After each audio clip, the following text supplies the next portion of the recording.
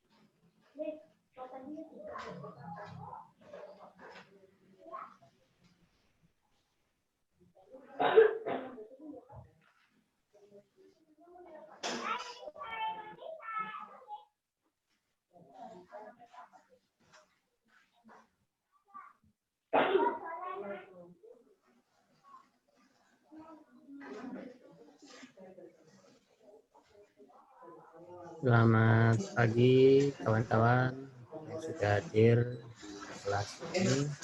Sambil menunggu kawan yang lain masuk dan akses jaringan internetnya dulu, persiapkan perangkatnya dulu, kita simak dulu lagu yang berikut ini ya.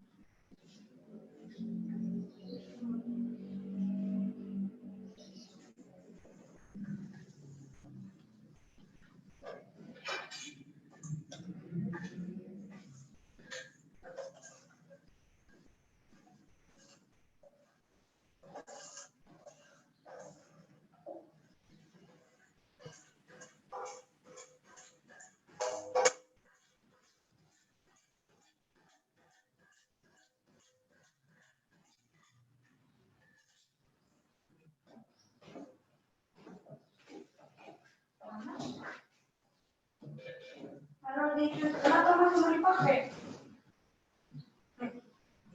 Ini masih mau dipakai atau mau dicuci?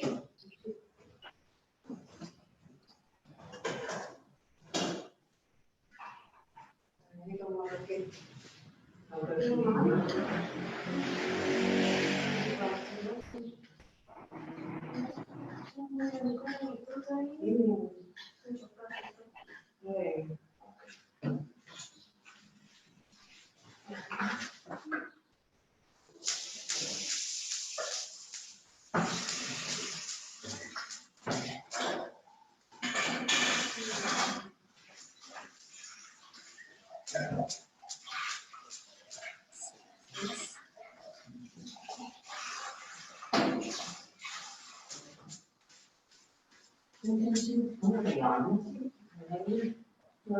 dari sini.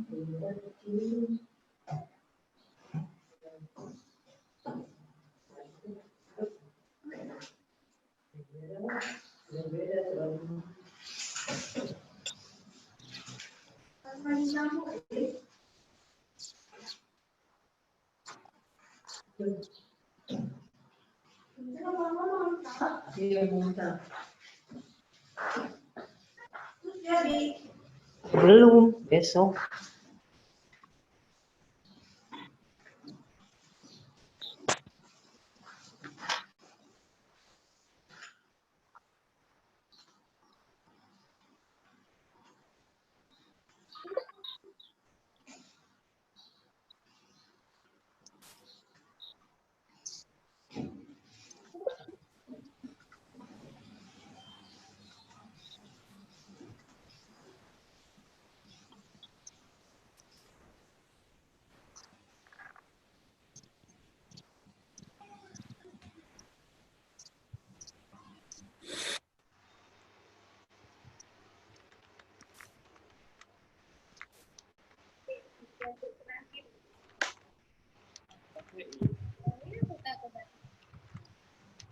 Bulan April.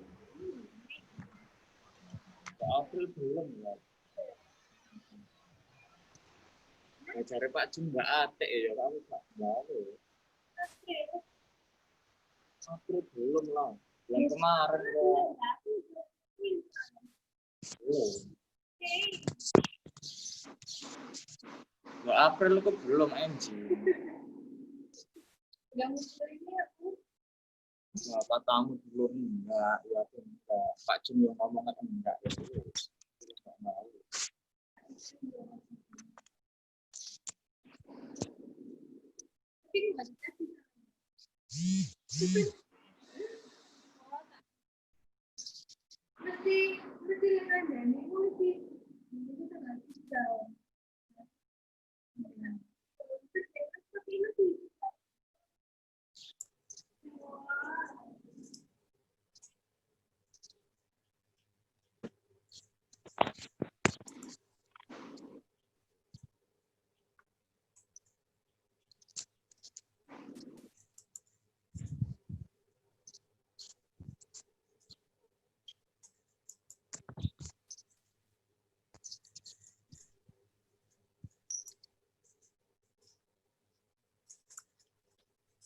Oke, assalamualaikum.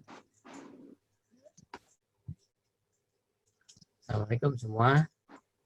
Alhamdulillah kita bisa berkumpul lagi di kelas 16 Mei 2020 dengan tema mengemas produk UMKM yang tepat di masa pandemi. Jadi di kelas kali ini tentu ada para UMKM, juga pelaku usahanya. Nanti bisa diterima paparan dari Pak Nasrullah. Materi sudah saya tulis di kolom chat. Yang link yang kedua ya. Jadi s.id/materi kaji 16 Mei 2020. Itu ada link Google Drive-nya di situ. Sebelum kita mulai, marilah kita sejenak menundukkan hati kita, bermunajat kepada Allah Subhanahu wa Ta'ala agar kegiatan kita diridhoi oleh Allah Subhanahu wa Ta'ala dan kita semua tetap diberikan kesehatan untuk terus berbagi ilmu. Teman-teman yang sudah menerima ilmu mohon dapat ditularkan kepada pelaku usaha atau UMKM lainnya. Kegiatan hari ini juga live di YouTube dan juga nanti teman-teman akan menerima rekamannya melalui link Google Drive di email masing-masing. Bismillahirrahmanirrahim. Alhamdulillahirabbil alamin arrahmanirrahim maliki yaumiddin. Iyyaka na'budu wa iyyaka nasta'in ihdinas siratal mustaqim siratal ladzina an'amta 'alaihim ghairil maghdubi 'alaihim waladdallin. Amin. Ya Allah ya Rahman ya Rahim, berilah kami semua yang hadir pada kelas hari ini kesehatan, keberkahan dan kemurahan rezekimu. Jauhkanlah kami dari segala wabah dan pandemi yang ada selama ini. Angkatlah penyakit saudara-saudara kami yang hari ini tidak bisa hadir karena sakit. Angkatlah penyakit dari saudara-saudara kami di lingkungan kami dan berilah kesehatan pada guru-guru kami yang telah membuat kita semua menjadi lebih baik dari sebelumnya. Salam dan salawat kepada Nabi Muhammad SAW. Semoga kita semua mendapat karunia dari Nabi Muhammad SAW. Rabbana atina fid dunya hasanah wa fil akhirati hasanah wa qina adzabannar. Subhana rabbika rabbil izzati amma yasifun wa salamun alal mursalin walhamdulillahi rabbil alamin.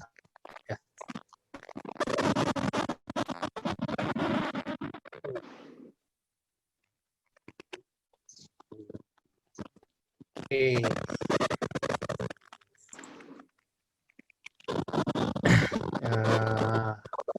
Terima kasih kepada Pak Nasrullah yang sudah hadir di tengah-tengah kita. Kelas ini merupakan kelas yang keempat di minggu ini, Pak. Jadi mulai hari Senin sampai Sabtu kita ada beberapa tema. Yang kita angkat pada hari Sabtu ini adalah mengenai kemasan. Kemarin kita mengangkat tema tentang personal branding. Suaranya kurang jelas ya. Oke, cukup jelas. Oke, saya ulangi lagi. Hari ini kita mengangkat tema tentang kemasan dengan judul mengemas produk UMKM yang tepat di masa pandemi. Jadi seperti yang sudah kita alami semua bersama, 2-3 bulan terakhir ini, usaha mikro, kecil, dan menengah, dan usaha yang lain pun terdampak atas wabah pandemi. Namun kita tidak boleh menyerah dan tidak boleh patah semangat untuk tetap terus mengoptimalkan produk-produk jualan kita maupun kita bantukan UMKM kita untuk terus unggul. Oleh sebab itu, hari ini kita akan menyimak dari paparan Pak Nasrullah mengenai tema ini. Sebelumnya, izinkan saya menyampaikan sekilas slide bagi teman-teman yang pertama kali ada di ruangan ini, sehingga bisa tahu mengenai Kaji Indonesia dan dapat berkolaborasi kapanpun dengan Kaji Indonesia.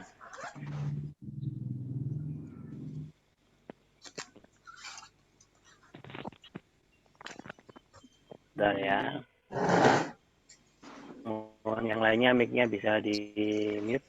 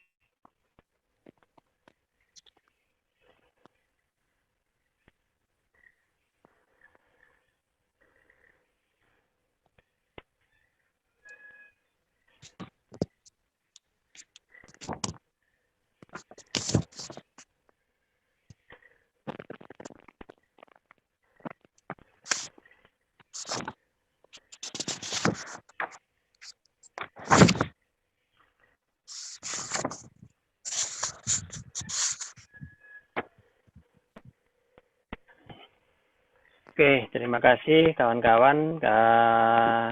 Itu tadi sekilas tentang Kaji Indonesia. Jangan lupa setelah kelas hari ini, kita masih ada kelas besok pagi mengenai pertanian di Indonesia dengan pusat kajian pertanian organik terpadu pukul 8 sampai dengan pukul 11.00. Selanjutnya hari Senin juga masih ada. Kita akan live webinar bersama Kementerian Perindustrian bersama membahas tentang ekspor ya, produk ekspor pasca pandemi. Kita akan mempersiapkan itu pasca pandemi, nanti kita siapkan di awal. Selanjutnya di Selasa, insya Allah Bang Sandiaga Uno akan hadir di kelas Kaji Indonesia. Dan itu bisa disimak di link Kaji Indonesia www.linktree/Kaji Indonesia. Oke, terima kasih dari saya. Selanjutnya kepada Pak Nasrullah kami persilakan. Ya, terima kasih. Assalamualaikum warahmatullahi wabarakatuh. Bapak Ibu, teman-teman UMKM yang saya banggakan, Bapak dan Ta'ala, ini kita masih diberikan kesempatan, diberikan kesehatan, dan juga diberikan kesadaran menghadapi pandemi ini ya. Sudah 2 bulan kita dalam kondisi yang kenormalan baru ini ya.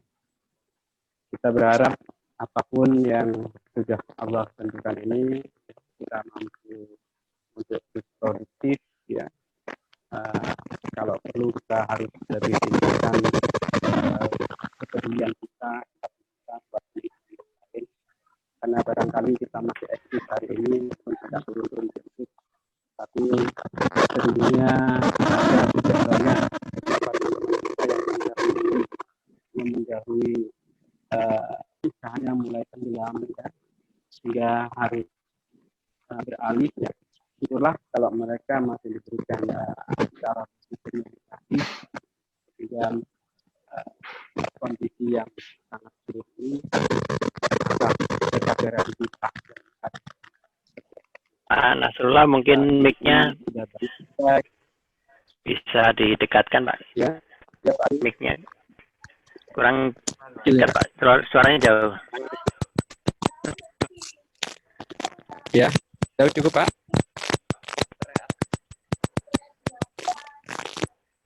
Halo. Ya.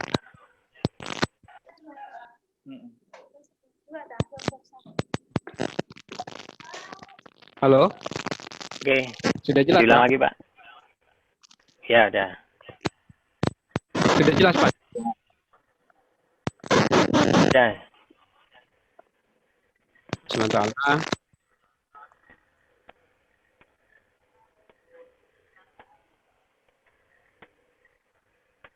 Hilang Pak. sehingga pagi ini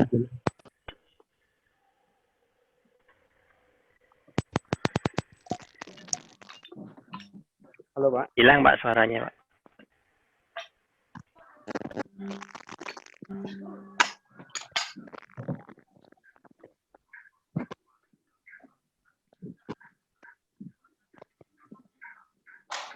Halo, tes.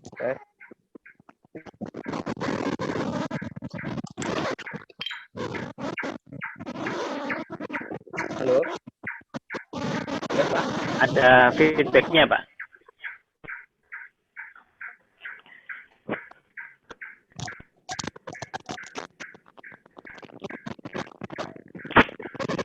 Ada noise-nya terlalu banyak itu.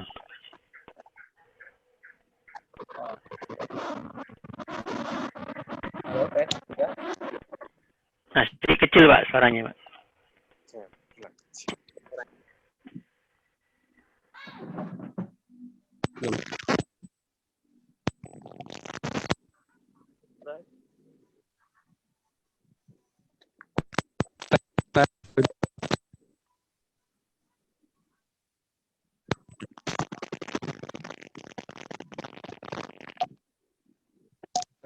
sudah terlepas Pak. Belum, Pak, belum.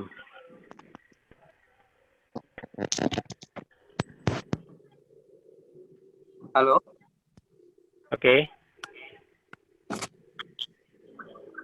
Halo Pak. Oke, sudah. Oke. Assalamualaikum warahmatullahi wabarakatuh. Ya, jelas ini, Pak. Alhamdulillah. Bersyukur saya pada Allah SWT hari ini bisa diberikan kesempatan untuk bisa bertemu dengan teman-teman semua, Bapak Ibu, para pelaku usaha kecil, menengah. Ya.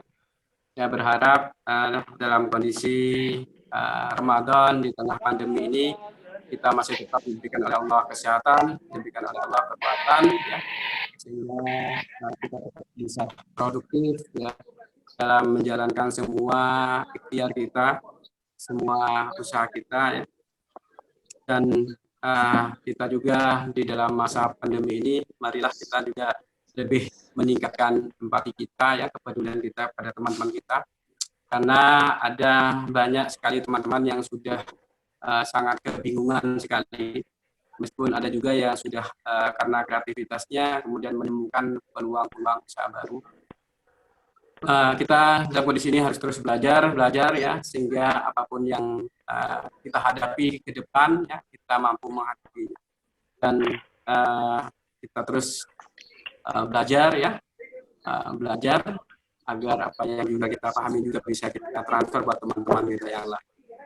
Bapak Ibu yang saya hormati, sebagaimana tadi yang sudah disampaikan oleh host ya Pak Adi Prabowo, ya.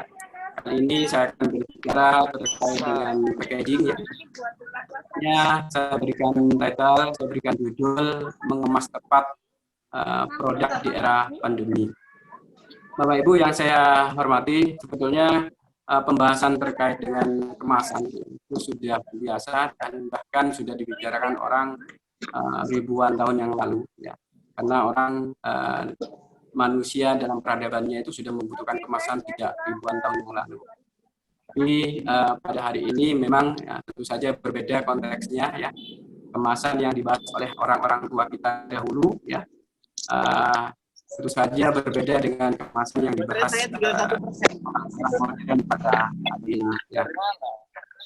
Bapak Ibu yang saya hormati, ya, kalau dulu kita berbicara kemasan itu lebih hanya konteksnya sebagai bungkus, sehingga fungsinya hanya ada dua, yaitu sebagai kemudahan untuk membawa dan untuk melindungi produk, ya.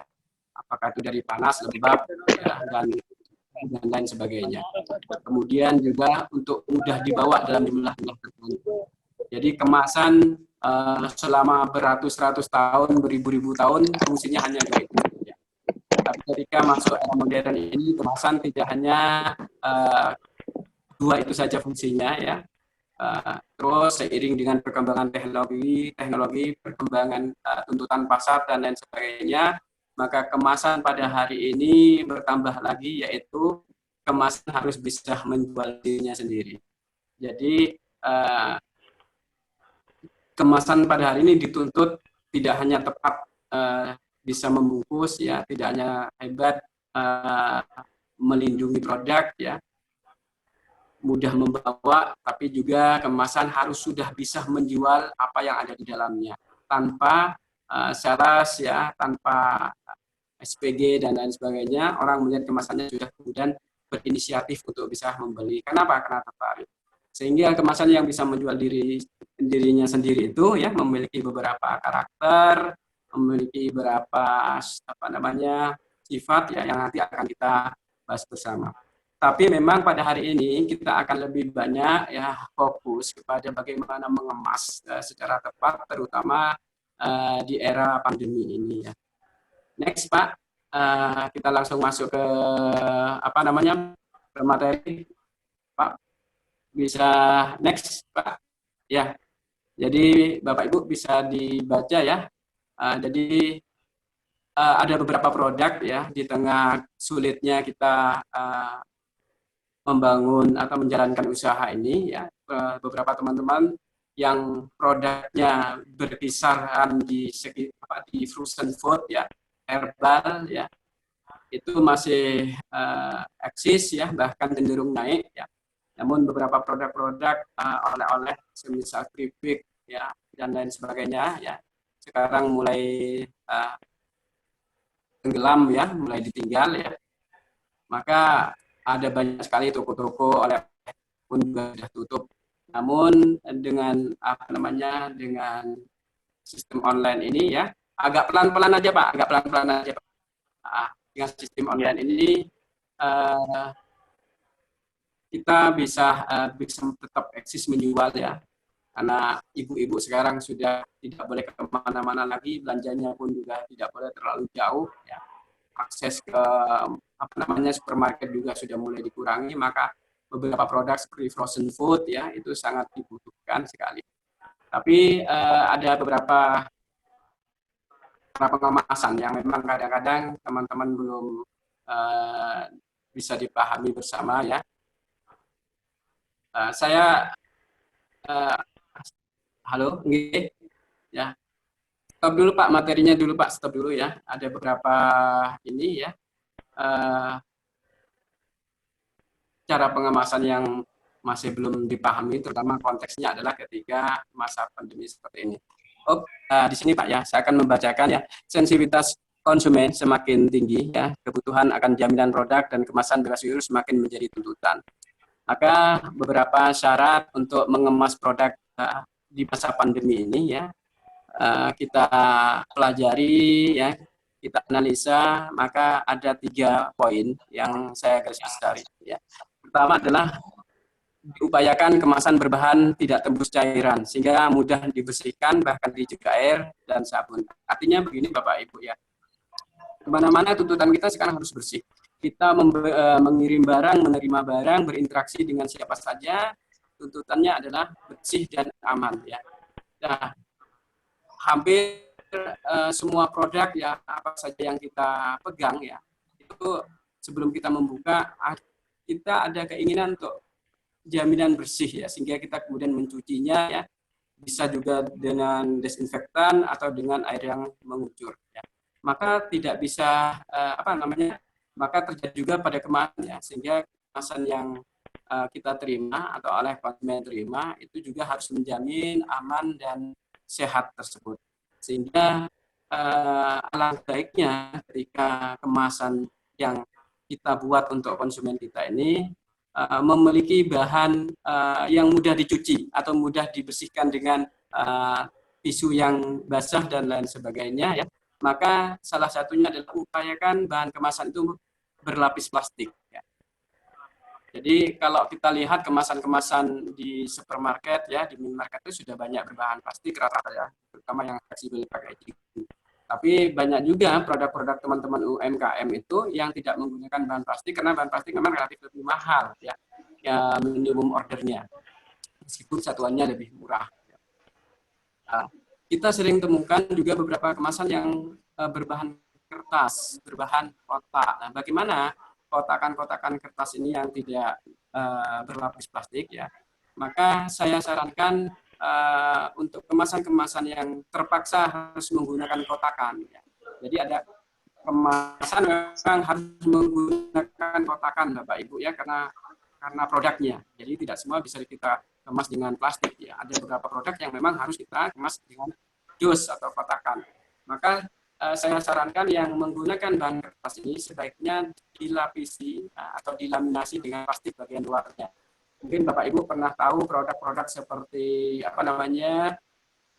produk-produk brownies ya, patata atau kukus Surabaya dan lain sebagainya itu berlapis plastik meskipun sifatnya soft ya, sehingga dia bisa dibersihkan ya.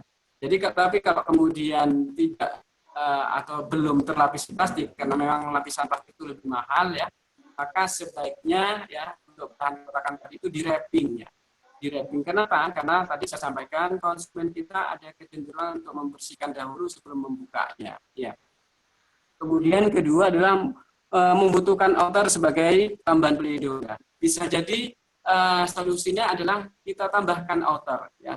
Sama seperti kalau kita mau mempacking produk yang kita kirim ke kota atau daerah yang jauh, maka kemasan kita ya inner itu alangkah baiknya, apalagi yang tidak berbahan plastik atau tidak mengandung lapisan plastik, ya, sehingga agak susah untuk dibersihkan atau dicuci, maka siapkanlah outer, ya. Jadi outer itu adalah bungkus luar yang kemasan utamanya, kemasan primernya ada di bagian dalam. Kemudian outer itu, ini kalau outer lebih mudah ya, kalau tidak ada lapisan plastik kita bisa mungkin memberikan lakban gitu ya, sehingga bisa lebih mudah untuk mencucinya. Kemudian yang ketiga yang perlu diperhatikan juga Bapak Ibu ya, sebaiknya Ibu Bapak memulai atau memberikan mencantumkan rambu-rambu ya, rambu-rambu atau stiker gitu ya terkait dengan produk tersebut sebagai tambahan informasi saja. Rambu apa itu? Ya misalkan rambu cara sebelum atau sebelum membuka cucilah packaging ini misalkan, atau pastikan tangan Anda sudah bersih ya, sudah tercuci dengan sabun atau disinfektan sebelum membuka packaging ini ya. Atau juga ada tambahan Bu ya, stiker ya yang berlogo bahwa produk ini dijamin aman misalkan, dijamin bersih ya. Sehingga itu memberikan trust, kepercayaan, keyakinan pada konsumen kita untuk kemudian mau membeli dan terus membeli produk kita ya. Jadi pertama adalah sebaiknya menggunakan kemasan yang bisa dibersihkan, dan ini biasanya plastik ya. Kalau tidak maka lapislah dengan plastik, ini biasanya ditemukan di kemasan kertas. Kedua kita buat outer, kemudian ketiga kita berikan rambu-rambu tadi untuk menambah kepercayaan konsumen kita pada produk kita. Ya. Next Pak. Ya, next Pak.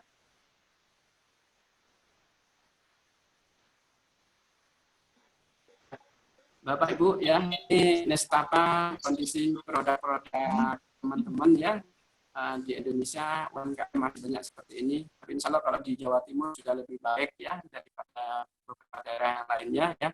Next Mbak. Oke. Next Pak Ari. Ya. Nah, kalau kita bandingkan ya beberapa produk UKM dibandingkan dengan produk-produk industri ya, pabrikan ya, meskipun produknya sama, tapi cara pengemasannya pun berbeda ya. Tapi kalau kemudian kita tanya mana nih produk yang lebih menarik, pastinya yang sudah dikemas bagus, meskipun produknya isinya sama ya. Kalau kita lihat di sini ya, kuantitinya saja volume produknya, produk UKM lebih banyak ya. Volume produknya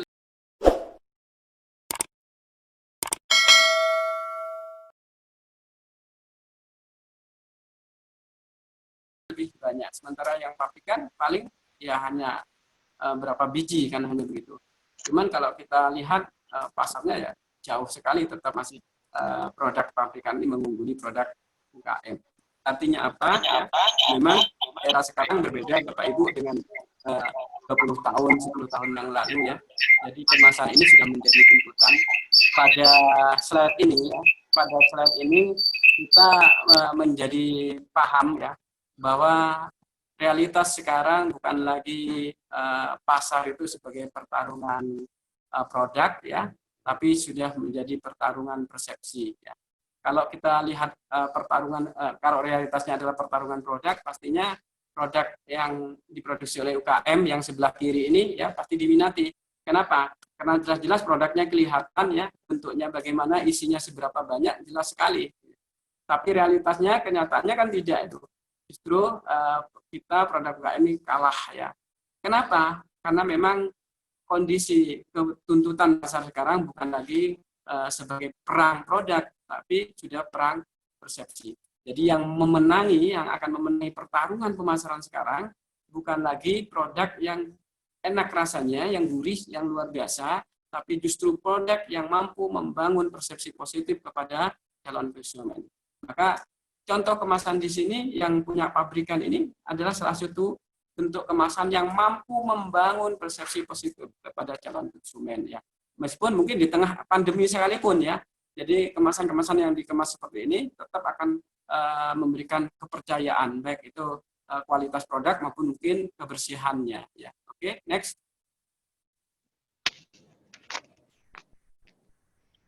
Next, Pak. Ya.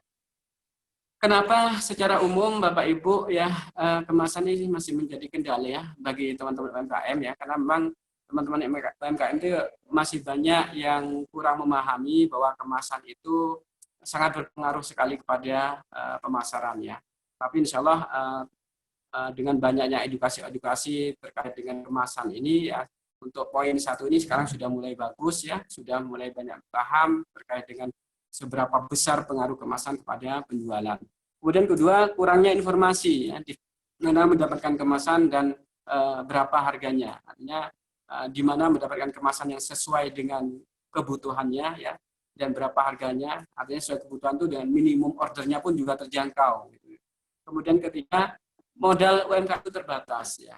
Apalagi kemudian kalau menemukan kemasan yang minimum ordernya di atas kemampuan UMKM ya, maka pilihannya akhirnya dia teman-teman tidak bisa mengemas bagus karena memang terkendala modal.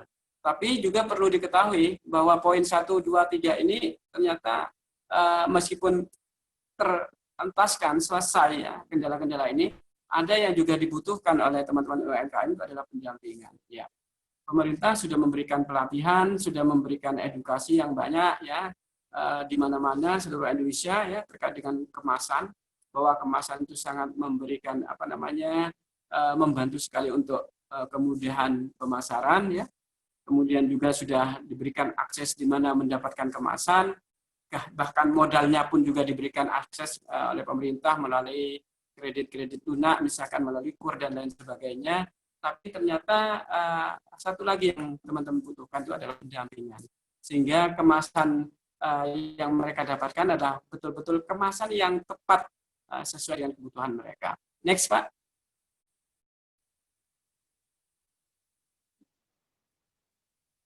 Oke, next. Ya. Kenapa ya? Padahal kemasan itu ya masih menjadi pilihan ya, bahwa orang itu tertarik pada sebuah produk itu karena kemasannya ya. Baru kemudian faktor online, faktor rekomendasi teman, kemudian lihat iklan di TV ya. Jadi kemasan itu memiliki kekuatan bisa menjual dirinya sendiri. Sehingga meskipun kita tidak pernah melihat di TV pun, tidak pernah melihat di sosial media, ketika kita langsung melihat kemasannya ya langsung, maka orang akan lebih percaya dan tertarik untuk membelinya. Next, Pak.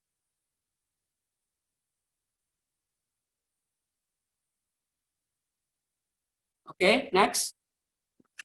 Ya, ini kemasan ya, bisa dibaca langsung. Next. Oke, next, Pak. Ya. Nah, sekarang kita akan lebih fokus kepada, kalau tadi saya bicara bagaimana mengemas di era pandemi ya, jadi kebutuhan-kebutuhan apa. Kembali lagi, Pak. Kembali tadi, Pak. Mundur, Pak. Nah, oke. Jadi ini adalah struktur utama pada kemasan, Bapak Ibu ya. Jadi kalau berbicara mengemas tepat ya, secara umum ya, apakah itu di era pandemi ataupun bukan ya, maka sebetulnya struktur utama ini harus terpenuhi. Artinya apa? Kemasan yang tepat itu harus mampu memenuhi standar ini ya, harus mampu memenuhi standar ini. Pertama adalah pada kemasan itu harus ada merek ya sebagai brand identity ya, merek sebagai brand identity. Jadi kalau kemasan itu tidak ada merek, wah rugi kita ya. Kemasannya bagus, kemudian tidak ada tertampil mereknya gitu ya.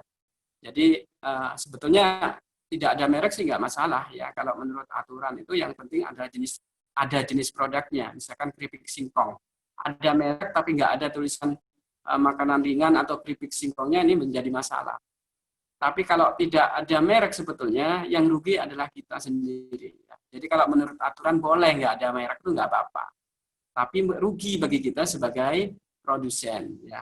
Jadi dalam kemasan harus diperhatikan yang penting harus ada merek, dan merek itu juga dipastikan aman. Ya. Artinya kalau aman berarti sudah terdaftar.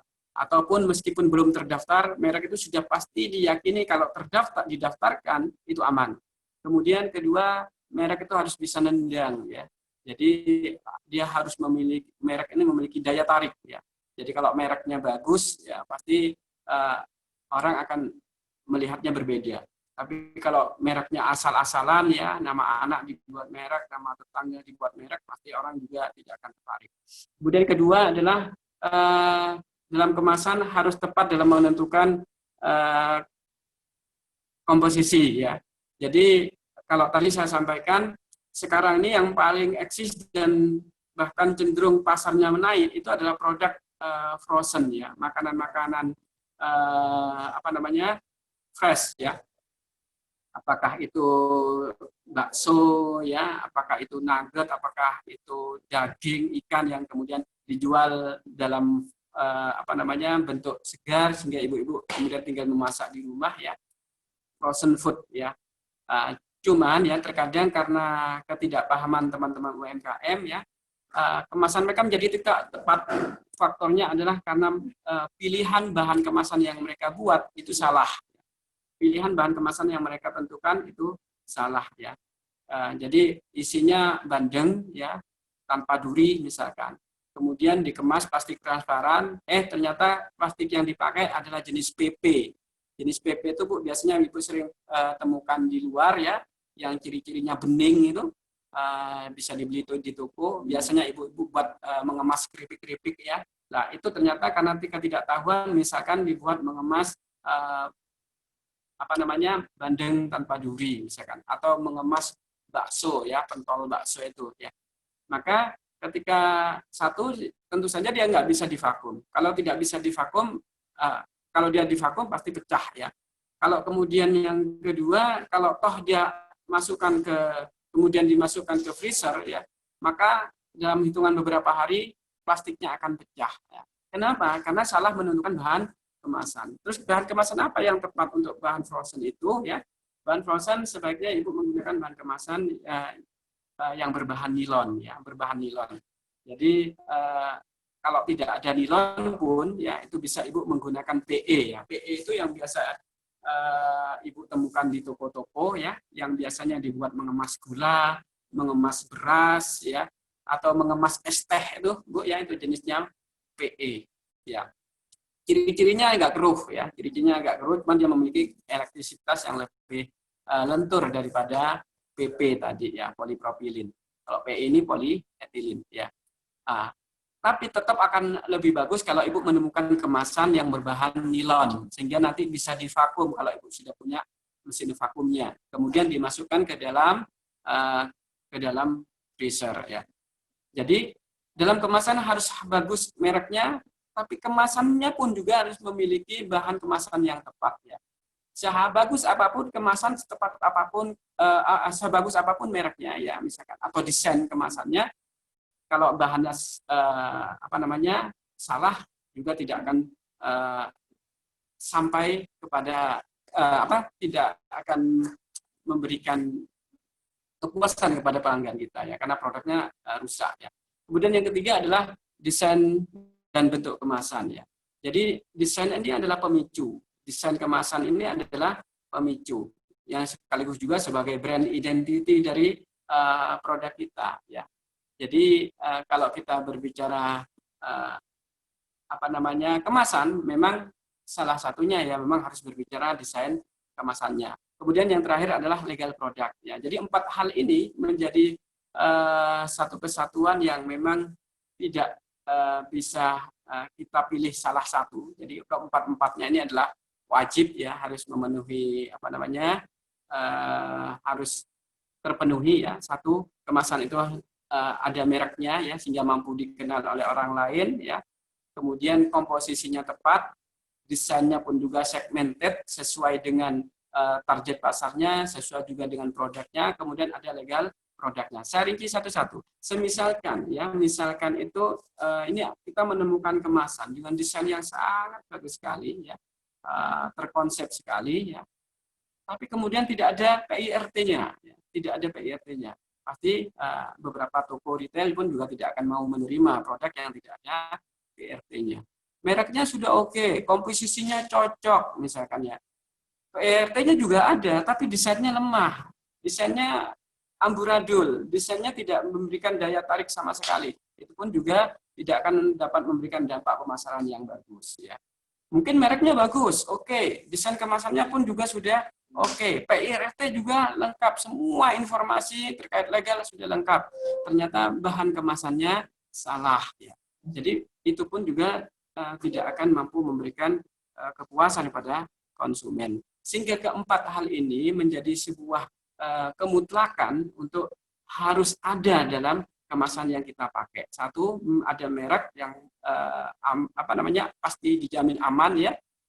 Kemudian bisa nendang ya untuk kita branding. Kemudian kedua, komposisi bahan kemasannya pun tepat sesuai dengan produk. Kalau produknya cair harus menggunakan bahan apa ya. Kalau kering itu bahannya apa, kalau basah itu apa ya. Jadi tidak boleh salah ya menentukan bahan kemasan ini. Kemudian yang ketiga adalah desain. Desain kemasan harus mampu menjadi pemicu orang ya untuk tertarik. Orang menjadi tahu bahwa ini produknya bagus atau tidak, ini pemicunya ada di desain ya. Apakah dari unsur desainnya sendiri, unsur warnanya, fotografi dan lain sebagainya. Kemudian yang terakhir tadi adalah legal ya. Apakah itu masalah PIRT, BPOM MD ya, halal dan lain sebagainya. Next Pak Ari. Ya, next Pak. Oke ya. Ini syarat-syarat bahan pengemasan ya, tidak bersifat meracuni produk ya. Jadi bahan kemasannya aman ya, food grade ya, karena yang dikemas itu adalah makanan. Jadi mengemas produk makanan dengan produk non makanan, meskipun bahan kemasannya sama ya, mengemas makanan dengan non makanan itu pasti berbeda ya. Saya contohkan kaleng lah misalkan ya. Kaleng itu ada yang dibuat untuk makanan ya, ada yang dibuat bukan untuk makanan ya. Kemasannya sama-sama kaleng ya, kaleng metal itu ya.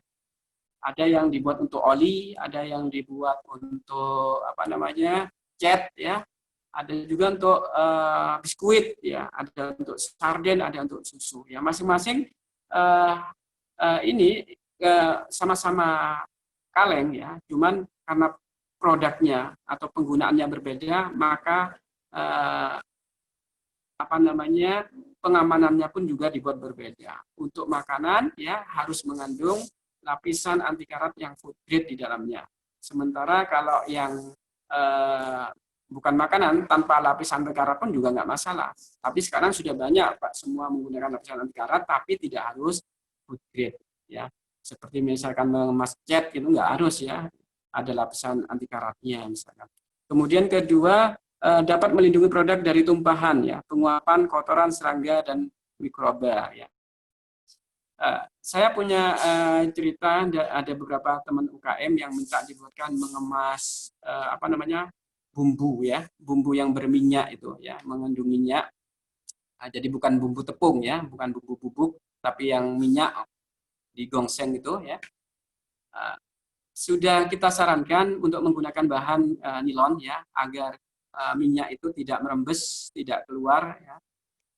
Tapi memang permasalahannya bahan nilon ini lebih mahal daripada jenis kemasan yang bukan nilon ya, plastik biasa. Edukasi ini ternyata tidak terlalu ini karena mungkin termotivasi oleh desainnya yang sudah bagus, bayangannya plastik itu semua sama. Nanti kalau merembes, paling merembesnya tidak seberapa, mungkin bayangannya seperti itu. Dan dari sisi tampilan memang sama ya, hanya saja bahan plastiknya berbeda. Kemudian dipaksa menggunakan OPP CPP waktu itu ya, OPP CPP ya. Ternyata di rumah tidak bocor Bapak Ibu ya, di rumah tidak bocor. Tapi begitu dimasukkan ke dos, tapi kemudian masuk distribusi pasar, baru ngerembes ya, ngerembes. Baru kemudian dia telepon saya, iya Pak, betul. Ternyata bahan kemasan saya salah. Artinya apa? Memang syarat-syarat pengemasan itu bisa mampu melindungi dari tumpahan itu. Sehingga apa? Penentunya adalah jenis kemasannya, jenis bahan kemasannya. Kemudian persyaratan fisik mengemas harus tahan retak ya, kikisan, gesekan, perubahan suhu cuaca dan kelembapan kelembapan. Ya. Jadi itu adalah syarat-syarat dari pengemasan. Oke, next Pak. Halo, next Pak. Ya. Jadi kemasan itu juga sebagai pelindung Bapak Ibu ya. Jadi tadi di awal saya sampaikan kemasan itu sebagai pelindung. Jadi berbicara melindung sebagai pelindung, maka setiap produk butuh perlindungan yang berbeda-beda ya. Kalau di sini ada, saya contohkan ada oli ya, terus satunya ada biskuit ya. Maka masing-masing bahan kemasan ini harus berfungsi sebagai pelindung ya. Jadi setiap produk membutuhkan bahan kemasan sendiri-sendiri. Next.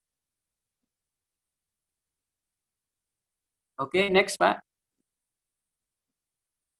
Ya, kemasan harus memiliki daya tarik ini dari sisi bentukan ya, bentukan kemasan.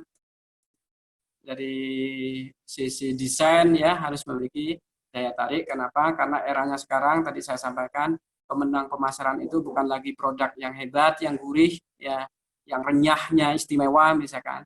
Nah, meskipun itu juga penting ya, tapi pemenang pemasaran sekarang adalah produk yang mampu membangun persepsi positif kepada calon konsumennya ya. Tapi ingat juga Bapak Ibu ya, kemasan itu tidak dibuat atau desain kemasan itu tidak dibuat di dalam rangka menutupi kelemahan produk, tapi justru kemasan itu dibuat di dalam rangka menyampaikan kelebihan produk. Maksudnya apa Pak ya? Kita sering mendengar ya teman-teman UKM, ya kemasan itu penting. Bahkan seandainya produknya pun biasa-biasa saja ya, dan kemasannya bagus, maka pasar akan menerimanya. Seandainya produknya pun tidak terlalu istimewa, yang penting kemasannya bagus ya, maka pasti akan diterima pasar ya. Jadi statement-statement seperti ini salah ya. Produk tetap menjadi penentu ya. Jadi kemasan itu fungsinya adalah menyampaikan kelebihan atau keunggulan produk, bukan menutupi kelemahan produk ya. Jadi kalau kemasannya bagus tapi produknya mengecewakan, tetap saja orang hanya beli sekali ya. Wah, bagus nih, keren gitu ya. Dibeli sekali, kedua dia sudah ampun, awas saya nggak akan beli lagi ya.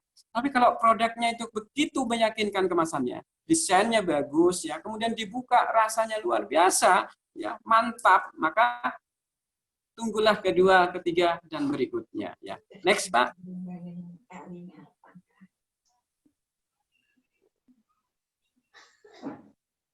Ya, next. Ya. Kemasan juga sebagai sarana promosi, sehingga kemasan itu syaratnya harus bisa menjual dirinya sendiri ya. Jadi kemasan sekarang tutulannya harus bisa menjual dirinya sendiri ya. Berbeda dengan zaman dulu ya. Kalau saya dulu masih masa kanak-kanak itu, kalau cari produk ya, misalkan sama orang tua sudah carikan obat pusing ya, paling saya bilangnya Pak, beli obat pusing gitu aja. Nanti yang menentukan apa yang bagus itu nanti yang jaga toko, yang jualan. Pak, ini ada ini. Terus yang bagus yang mana? Menurut saya ini aja. Nah, jadi mereka yang menentukan. Kita nggak pernah tahu produk itu khasiatnya bagaimana ya. Tapi kalau sekarang kan nggak bisa seperti itu. Kemasan betul-betul memberikan efek kepercayaan yang luar biasa kepada konsumennya. Ya. Jadi adanya swalayan itu karena memang kemasan itu sudah bisa menyajikan, menginfokan sendiri kondisi, khasiat dan kelebihan produknya. Sehingga sudah nggak perlu lagi kemudian ada detailer yang menjelaskan terkait dengan produk tersebut. Ya, kalau dulu masih butuh sekali. Kenapa dulu ada mungkin Bapak Ibu pernah tahu ya, ada istilah sales itu produk itu membutuhkan sales yang pintar ngomong kan gitu ya. Nah, jadi kalau orang pintar ngomong itu dulu sebutannya tukang jamu gitu ya. Ada orang yang ngomongnya banyak itu dulu julukannya adalah tukang jamu atau sales. Kenapa? Karena memang dulu dibutuhkan sekali orang-orang pintar ngomong ya. dibutuhkan sekali sales-sales yang pinter ngomong yang menjelaskan tentang produknya itu. Ya. Kenapa? Karena dulu kemasan belum bisa memberikan efek untuk membantu penjualan. Ya. Jadi yang sangat produsen ya, perusahaan sangat bergantung sekali kepada kepiawaian berbicara, kepiawaian mempromosikan produknya ya, kepiawaian sales mempromosikan produknya. Tapi sekarang nggak perlu ya, tanpa sales pun misalkan ya di display di supermarket, di minimarket itu nggak ada salesnya itu. Tapi begitu orang melihat produk itu, orang kemudian terpikat, kemudian membelinya. Oke, next Pak. Next Pak Ari. Ya, kemasan juga harus sebagai media informasi Bapak Ibu ya. Jangan kemudian kita bikin kemasan itu orang bingung ini produk apa ini gitu ya. Ini kecap apa oli misalkan. Ini mentega atau deterjen misalkan. Ya, sabun colek ya. Jadi jangan sampai kemudian desain ini ya tidak bisa menerjemahkan apa yang ada di dalamnya. Sekarang Bapak Ibu ya, jangankan orang melihat teksnya, melihat gambarnya, fotografinya, warna saja sudah cukup mewakili jenis produk itu apa. Ya. Jadi warna saja itu sudah memberikan ciri khas karakter ini produk apa. Sehingga kita pun juga harus paham ketika produk kita makanan kering, maka makanan kering rasanya keju misalkan, kita sudah harus paham. Kalau rasa keju, makanan kering rasa keju, maka sebaiknya menggunakan warna ini gitu ya.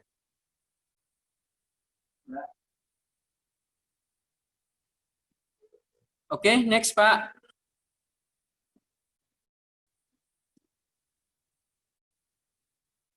Ya. Nah, ini juga yang tidak pernah dibahas pada masa-masa lalu ya. Artinya dulu kemasan hanya dibahas sekedar bagaimana bisa membungkus, bisa melindungi, bisa mudah membawa. Maka kemasan sekarang harus menjadi brand image ya, harus menjadi citra merek yang bagus ya. Karena karena kemasan itu bisa membangun persepsi tadi itu ya. Dari kemasan orang bisa memberikan image yang positif atau negatif terhadap produk kita.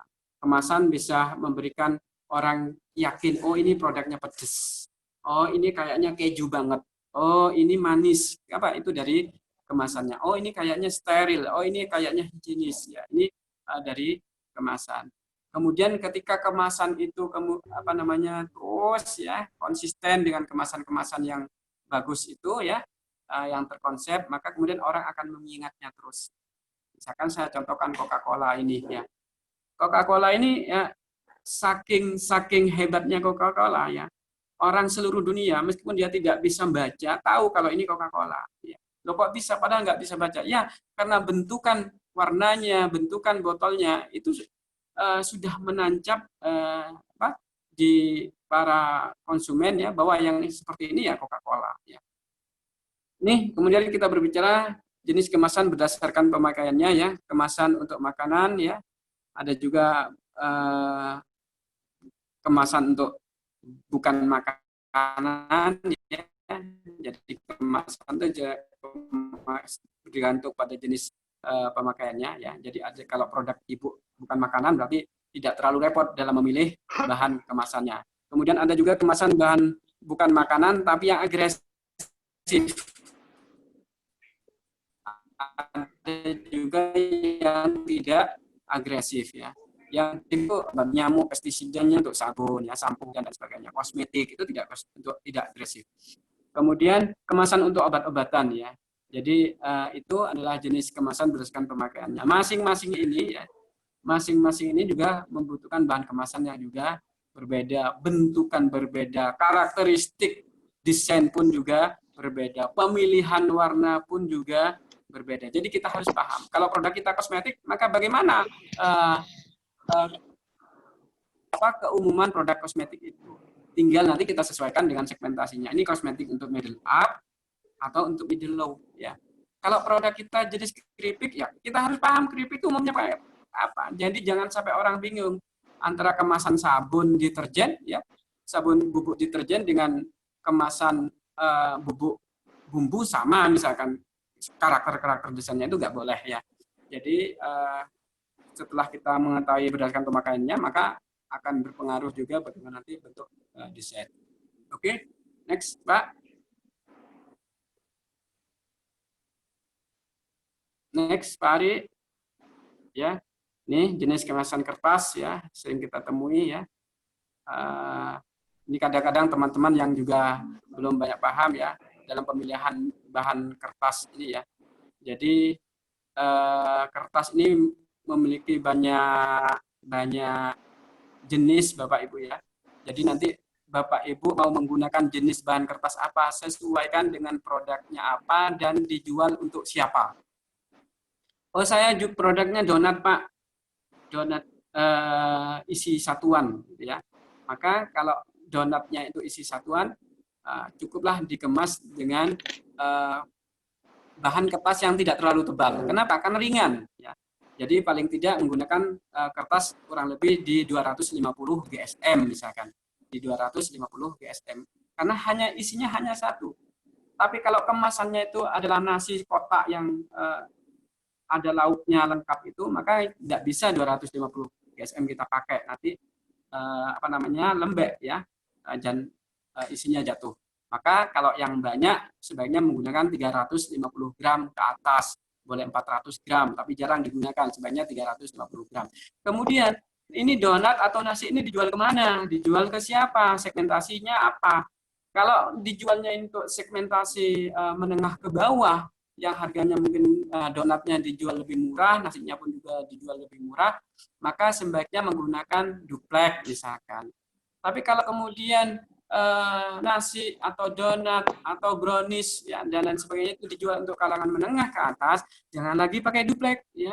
Gunakan saja ivory misalkan atau art paper ya, tadi ketebalannya boleh 360, 310 ya, 350 GSM ya. Nah, itu tergantung berat produknya ya, tergantung pada berat produknya. Oke, next Pak Ari.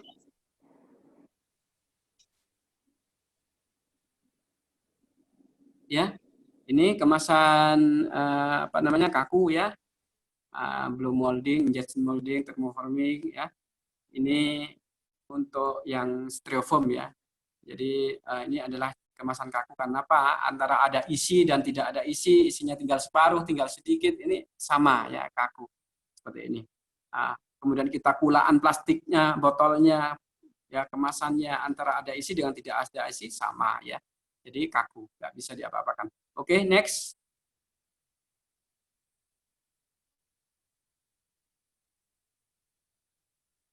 Ya. Nah, ini jenis kemasan logam ya atau kaleng. Sekarang lagi rame nih dipakai ya karena menjelang Lebaran. Meskipun sekarang Lebaran tahun ini agak memprihatinkan ya, tapi bagaimanapun jenis kemasan satu ini paling banyak keluarnya di saat bulan-bulan Ramadan seperti ini ya. Harus diketahui kemasan kaleng ini ada dua ya, ada yang untuk makanan, ada yang bukan untuk makanan ya. Jadi mengemas dengan kaleng oli dan mengemas dengan kaleng untuk biskuit tentu saja berbeda. Perbedaannya apa? Kalau untuk makanan disarankan harus mengandung lapisan anti karat di bagian dalamnya. Kenapa? Karena dia berkontak langsung dengan produknya, dan lapisan anti karat itu pun juga harus food grade ya. Food grade. Oke, next.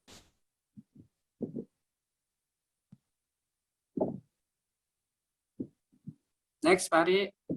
Ya, ini bahan kaca ya. Meskipun jenis bahan kemasan ini sekarang sudah agak jarang, sudah agak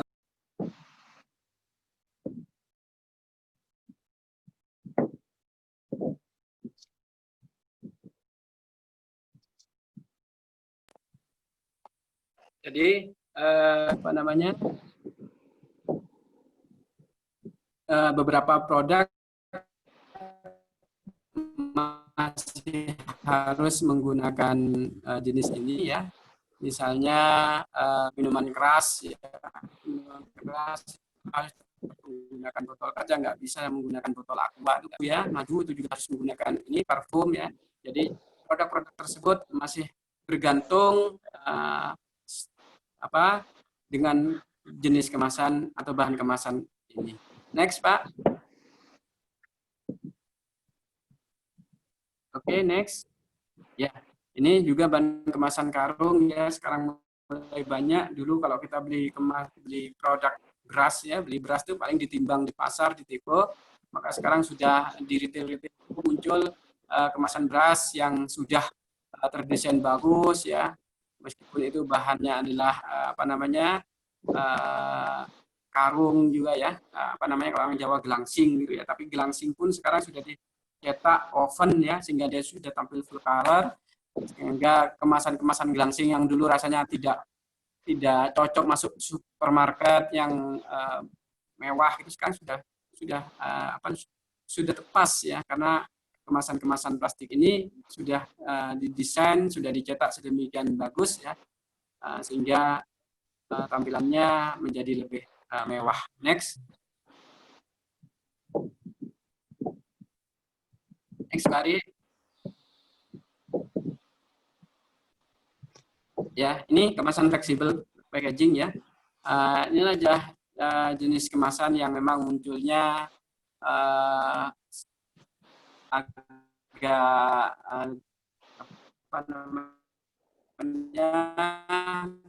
paling bungsu gitu ya, paling jenis yang paling bungsu, tapi justru ini menjawab seluruh kebutuhan pemasan. Kenapa?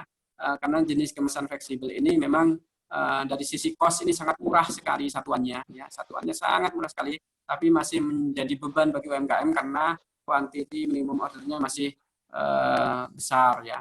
Jadi sehingga yang masih banyak menggunakan kemasan-kemasan jenis fleksibel ini adalah produsen-produsen makanan yang besar ya, Unilever, Indofood, Garuda Food dan lain sebagainya ya.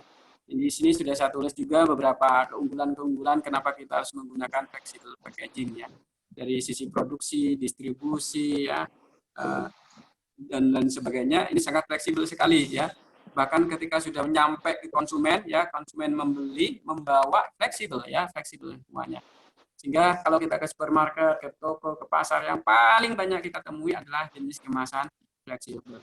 Bahkan kemasan-kemasan botol ya, minyak goreng ya, kecap apa dan lain sebagainya yang dulu masih menggunakan botol ya, biskuit yang dulu masih menggunakan kotakan, menggunakan black kaleng gitu ya, sekarang semuanya sudah beralih menggunakan fleksibel packaging. Kenapa? Karena memang betul-betul fleksibel, bukan hanya masalah cost-nya saja yang lebih murah ya, memang dari proses produksi ya, nanti pengisiannya, pengisian produknya ya, kemudian pengepakan di dos, distribusi ya, dan lain sebagainya sampai masuk kepada konsumen itu sangat fleksibel sekali jenis ini. Oke, next Pak.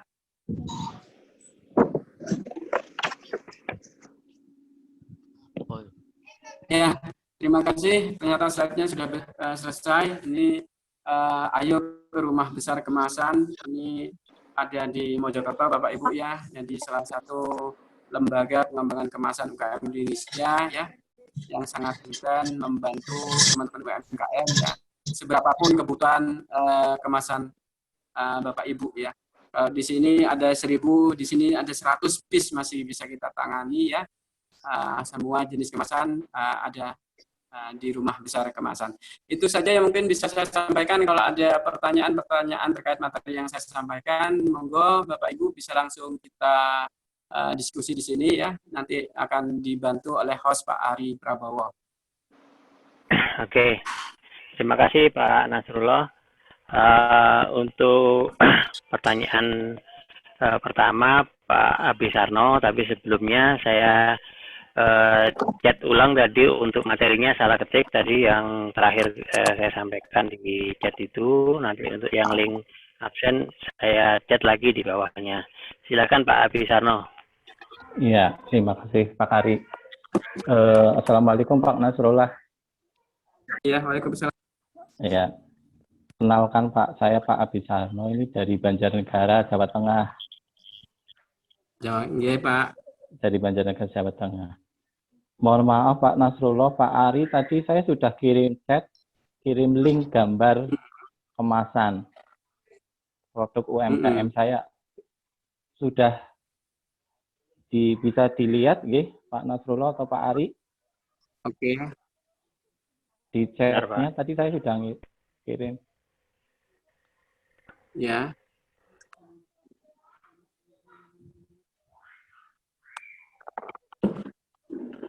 Berupa Google Drive ya? Iya. Iya. Ini pertanyaannya banyak sekali nih. Ya, yang mana ya, silakan Pak? pertanyaannya Pak. Google Drive-nya saya buka dulu. Oke.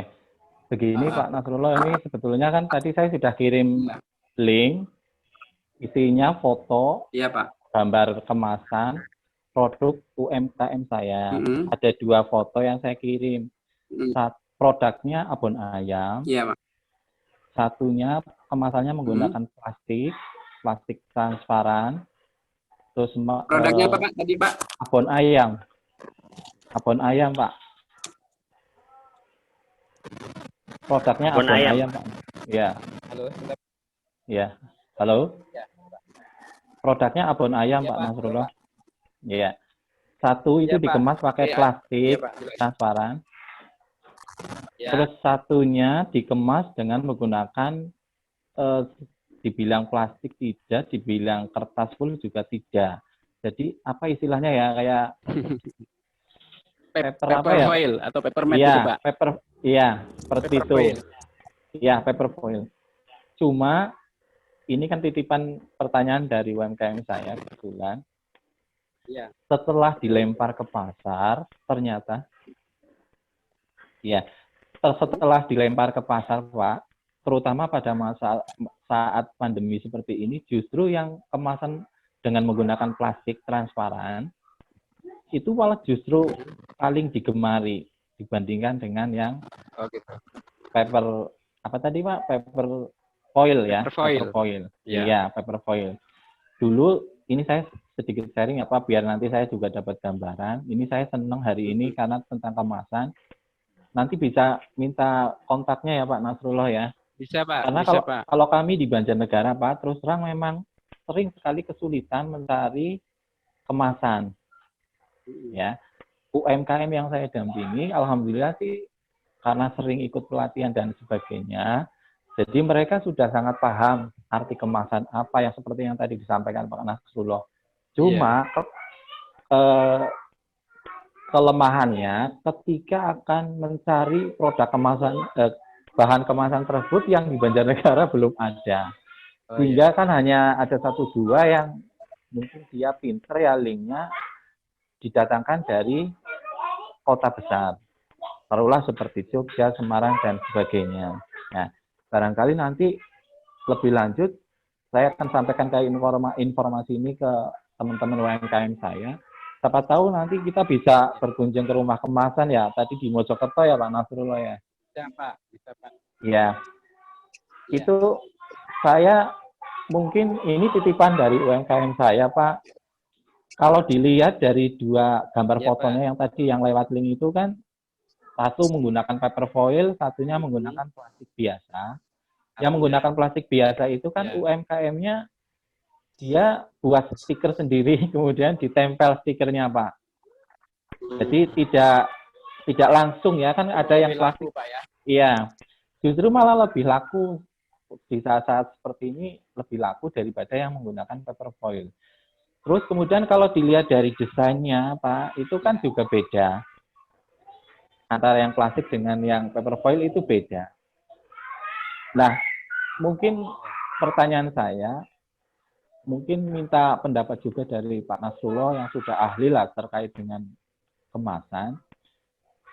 Kalau UMKM saya tahu persis Pak, kalau yang kemasan plastik dengan paper foil itu memang target pasarnya beda. Segmentasi pasarnya beda. Taruhlah misalkan kalau yang kemasan plastik itu kan per piece itu hanya sekitar 15 ribuan. Kalau yang menggunakan paper foil itu sampai 25 ribuan. Jadi UMKM saya sudah paham target pasarnya. Cuman ini titipan pertanyaan, menurut Pak Nasrullah, sebaiknya apakah difokuskan ke satu kemasan yang plastik saja atau paper foil saja, sedangkan desain kemasannya itu kan beda, Pak. Kalau terkait dibandingkan duanya itu, kelemahannya itu kalau paper foil memang biayanya lebih besar, karena minimum ordernya itu kan juga lebih besar, lebih lumayan. Kalau plastik itu kan lebih mudah nyarinya. Barangkali itu dulu, Pak, sementara nanti kami minta kontak personnya mungkin lewat Pak Ari. Terima kasih Pak Nasrullah. Mudah-mudahan ilmu ini bermanfaat untuk UMKM dampingan saya, khususnya di Banjarnegara. Sekian dari saya. Wassalamualaikum warahmatullahi wabarakatuh. Oke, silakan Pak Nasrullah. Waalaikumsalam warahmatullahi wabarakatuh. Suara saya cukup jelas nggak, Pak? Jelas, Pak. Jelas. Jelas ya. Oke. Ya. Pak, terima kasih atas pertanyaannya, bagus sekali ya. Pertanyaan titipan ya Pak ya. Jadi nanti apa namanya, mohon juga nanti karena titipan tersampaikan kepada yang bertanya. Iya. Ya, begini Bapak Ibu ya. Tadi disebutkan ada dua jenis kemasan, satunya plastik biasa, mungkin plastik PP yang ditempel stiker Pak ya. Ditempel stiker. Kemudian yang kedua adalah paper foil atau paper mat ya. Memang paper foil ini ya, adalah jenis kemasan yang memang mungkin termasuk kami yang mengawali, artinya memberikan gagasan menciptakan jenis kemasan seperti ini di rumah besar kemasan ya, sekitar ya hampir 10 tahun yang lalu Pak ya. Dan ternyata sangat membantu sekali. Tapi dengan catatan memang jenis kemasan ini mahal di harga satuannya. Mahal di harga satuannya, apalagi kalau dibanting dengan flexible packaging yang pabrikan ya, seperti punya Unilever, Garuda Food dan lain sebagainya. Cuman kita menang di minimum order. Di sini jenis kemasan paper foil itu kalau di rumah besar kemasan bisa melayani minimum order hanya 100 bisa. Bahkan seandainya di bawah 100 pun masih bisa kita layani. Misalkan untuk pameran, Pak, saya hanya butuh 50 masih bisa. Tapi memang kendalanya adalah harga satuannya memang lebih mahal daripada flexible packaging yang berbahan plastik atau aluminium foil yang dipakai oleh Garuda Food, Unilever, dan food industry yang besar-besar lainnya, Pak. Ya. Kemudian sekarang terkait dengan pertanyaannya, Pak, kok yang plastik justru lebih laku ya? Nah, ini ada dua kemungkinan ya. Satu seperti yang tadi itu Bapak sampaikan, segmentasi. Ya. Tempat atau target pasarnya itu tidak tepat, gitu ya. Jadi kalau produk-produk yang paper foil atau paper metalis itu memang disarankan untuk menempati display-display di supermarket, di tempat oleh-oleh ya, sentra oleh-oleh yang mungkin harganya seandainya dia 25.000 sementara yang plastik 15.000, dia tidak menjadi masalah itu Pak. Karena memang orang yang datang ke situ itu adalah kelompok masyarakat yang memang sudah menyiapkan duit yang lebih besar daripada yang di pasar yang middle low ya. Jadi pastinya itu. Kalau tadi disampaikan teman-teman sudah paham Pak terkait masalah segmentasi. Ya, mungkin paham tapi pada tataran implementasinya tidak gitu ya. Pada tataran implementasinya tidak. Jadi dua jenis itu mungkin masih banyak diketahui atau menempati display yang sama ya. Atau di toko-toko yang sama dengan jenis kemasan yang berbeda ya.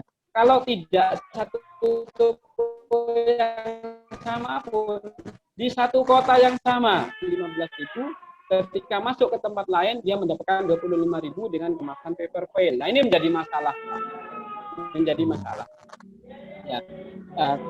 Terus kedua, faktor selain masalah segmentasi atau ketidaktepatan pasar tadi ya adalah kondisi ekonomi sekarang ya. Bagaimanapun kita harus bisa memaklumi bahwa ibu-ibu itu ya kalau berbelanja pasti lebih terukur, lebih melihat kira-kira mana yang pantas saya beli, di harga berapa yang harus saya beli ya.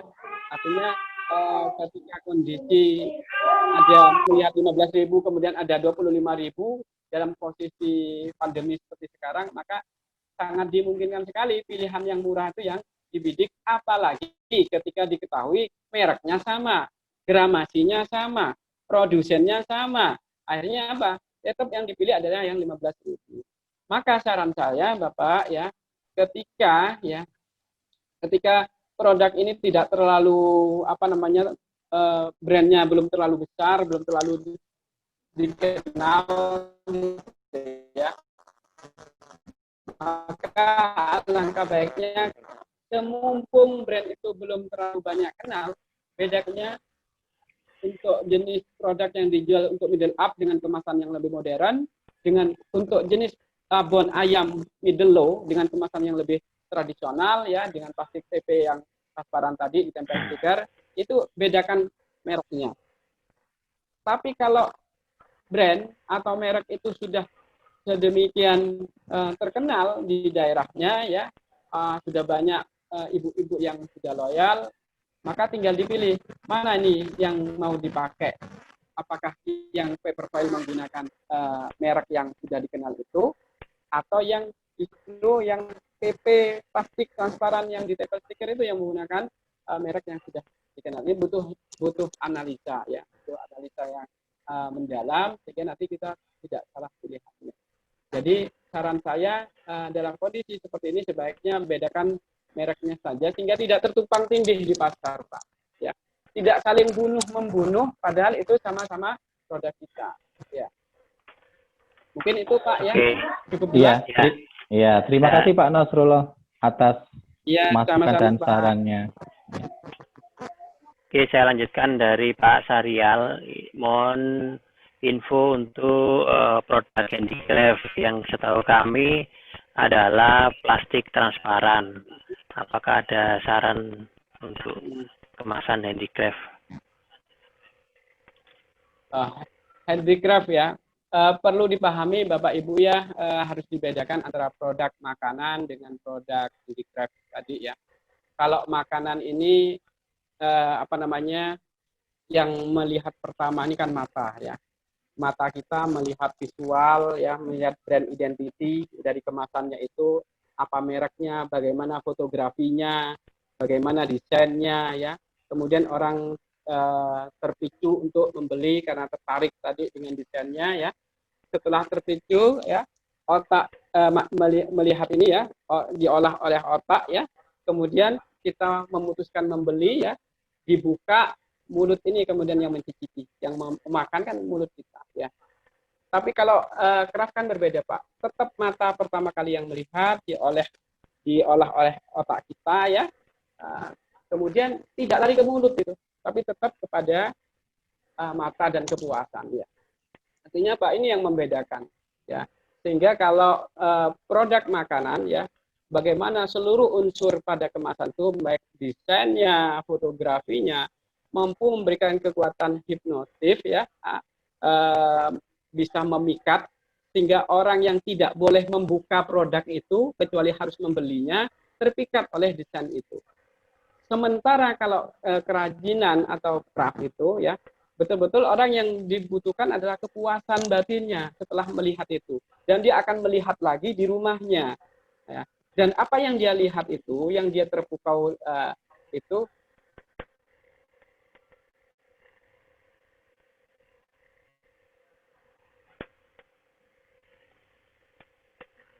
hilang suaranya Pak Nasrul.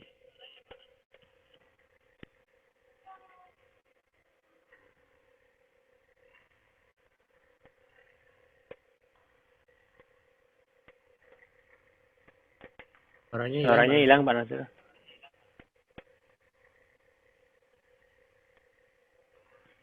Halo Pak. Halo Pak.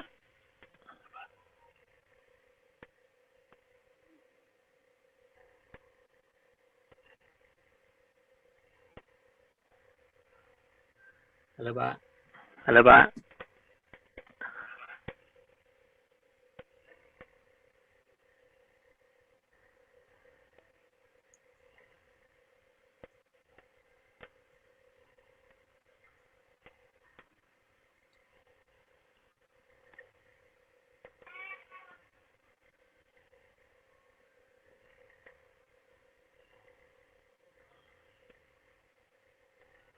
Halo Pak Nasrul. Halo Pak Nasrul.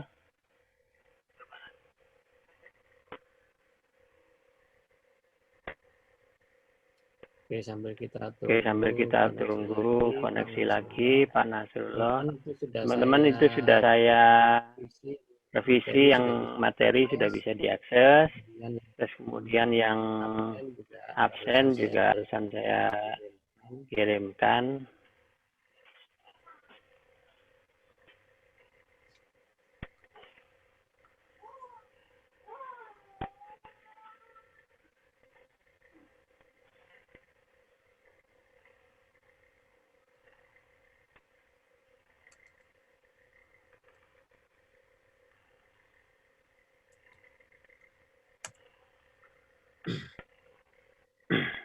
Pak Nasrullah sudah connect, Pak? Pak Nasrullah sudah connect, Pak?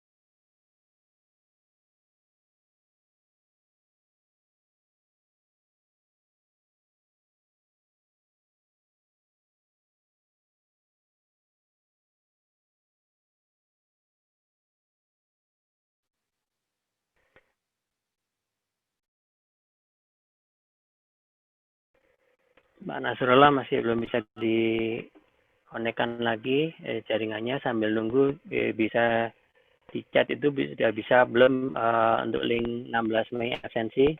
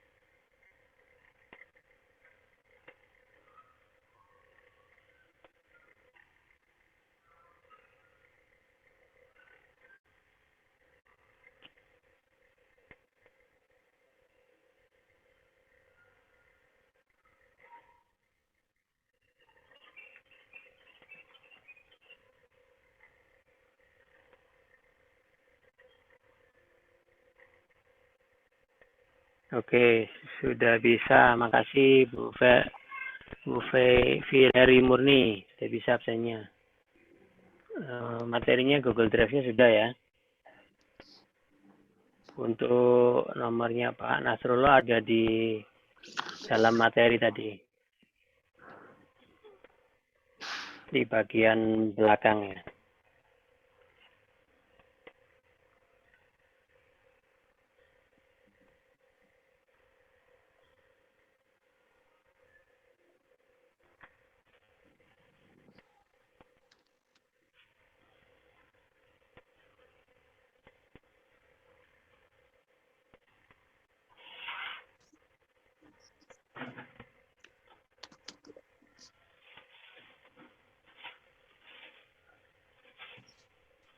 Oke, kita tunggu 5 menit lagi untuk koneksinya Pak Nasrullah. Jika tidak, kita lanjutkan di WAG.